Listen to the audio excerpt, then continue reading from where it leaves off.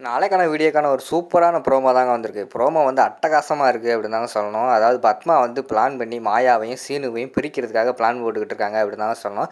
ஆனா மணி வந்து நம்ம பத்மாவே அடி துவைச்சு எடுத்திருக்காரு அப்படின்னு தாங்க சொல்லணும். அதெல்லாம் பார்க்குறக்கும் சேனலை மட்டும் மறக்காம லைக் அண்ட் சப்ஸ்கிரைப் மட்டும் பண்ணிடுங்க.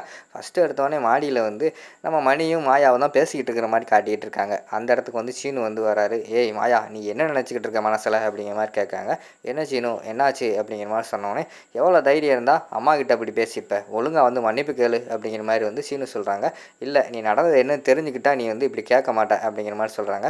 எவன் என்ன இருந்தாலும் உன்னை விட வயசுக்கு வந்து அவங்க மூத்தவங்க, அவங்கள வந்து நீ அப்படி பேசியிருக்கக்கூடாது, ஒழுங்காக மரியாதை கொடுத்து பேசியிருக்கணும், நீ அப்படி பேசுனது தப்பு அப்படிங்கிற மாதிரி சொல்கிறாங்க. சீனு, நான் சொல்கிறத வந்து நீ ஒரு நிமிஷம் கேட்டுட்டு அதுக்கடுத்து நீ என்ன முடிவு எடுத்தாலும் சரிதான் அப்படிங்கிற மாதிரி மாயா சொல்கிறாங்க. என்ன நடந்துச்சு அதை சொல்லு அப்படின்னு சொன்னோடனையும் ஃப்ளாஷ்பேக் வந்து போகிற மாதிரி காட்டிக்கிட்டு இருக்காங்க. ஃப்ளாஷ்பேக்கில் வந்து நம்ம மாயா இருக்காங்களே, மாயா வந்து சாப்பிட உட்காந்துருப்பாங்க.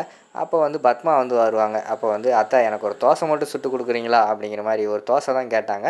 உடனே பத்மா வந்து யோசிச்சுக்கிட்டு இருக்காங்க, இவளை எப்படியாவது வந்து சீனுக்கிட்ட இருந்து பிரிக்கணும், இவளை வந்து நம்ம கூட சண்டை போட வச்சா தான் கண்டிப்பாக வந்து சீனுக்கு வந்து வெறுப்பு வரும் அப்படிங்கிற மாதிரி யோசிக்காங்க.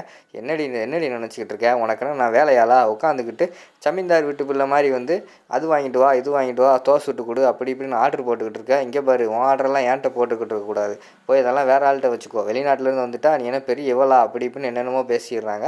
அதை கேட்டவொடனே அவங்களுக்கு வந்து பயங்கரமாக கோவம் ஆயிடுது. அவங்களும் 2 வார்த்தை திட்டிடுறாங்க, நம்ம மாயாவும் திட்டிடுறாங்க.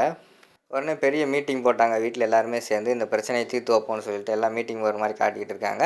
அந்த நேரத்தில் வந்து பத்மா வந்து சொல்கிறாங்க, இவ வந்து என்கிட்ட மன்னிப்பு கேட்கணும், இவ வந்து என்னை எதிர்த்து பேசிட்டா அப்படின்னு சொல்லிட்டு பத்மா சொல்லிகிட்டு இருக்கிற மாதிரி காட்டிக்கிட்டு இருக்காங்க. இதெல்லாம் கேட்டுக்கிட்டு இருந்த மணி இவ்வளோ நாளாக வந்து அமைதியாக இருப்பார். இந்த நேரத்தில் பொங்கி எழுந்து விறுவிறுன்னு போய் பத்மாவோட கன்னத்திலே பலார் நிறைஞ்சிட்டாரு. எல்லாருமே பயங்கரமாக ஷாக் ஆகிடுறாங்க. என்னடா மணி இப்படி அடிச்சிட்டாரு அப்படின்னு சொன்னோடனே, என்னங்க எதுங்க என்னை இப்போ தேவையில்லாமல் அடிக்கிறீங்க, என் மேலே என்ன தப்பு இருக்குது அப்படிங்கிற மாதிரி சொன்னோடனே, நீ வந்து உன் மாமியாருக்கு பண்ணதான் அவள் உனக்கு பண்ணுவா சரியா, நீ என்னைக்காவது எங்கள் அம்மாவுக்கு மரியாதை கொடுத்து பேசியிருக்கியா, எங்கள் அம்மா சொல்கிற பேச்சை நீ கேட்டிருக்கியா, ஃபஸ்ட்டு நீ போய் எங்கள் அம்மாவுக்கு மரியாதை கொடு, அவங்களுக்கு வந்து சொல்கிற பேச்சை வந்து நீ கேட்டு ஒழுங்காக நடந்துக்கோ, அதுக்கடுத்து வந்து நீ மாயா கிட்டேருந்து நீ எதிர்பார்க்குறது உனக்கு கிடைக்கும் அப்படிங்கிற மாதிரி சொல்லிடுறாங்க. அவங்களுக்கு என்ன பேசுறதுன்னே தெரியல, ஏதாவது மூக்க வெட்டின மாதிரி ஆகிப்போச்சு அவங்களுக்கு.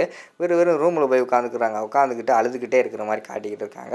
அந்த நேரத்தில் வந்து நம்ம சீனு வந்து சமாதானப்படுத்துறதுக்காக உள்ளே போகிறாங்க. உள்ளே போய், அம்மா மன்னிச்சிருங்கம்மா, எல்லாத்துக்கும் நடந்ததுக்கெல்லாம் காரணம் யாருன்னு தெரியல, ஏதோ மிஸ் அண்டர்ஸ்டாண்டிங் நடந்துருச்சு, நான் உங்கள்கிட்ட மன்னிப்பு கேட்குறேம்மா அப்படிங்கிற மாதிரி சொல்லி கேட்குறாங்க.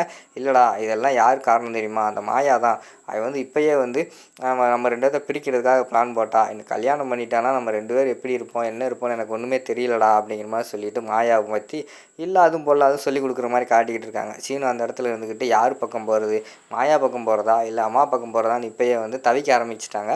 இதோட பார்த்தீங்கன்னா அந்த ப்ரோமோ வந்து முடிச்சிடுறாங்க.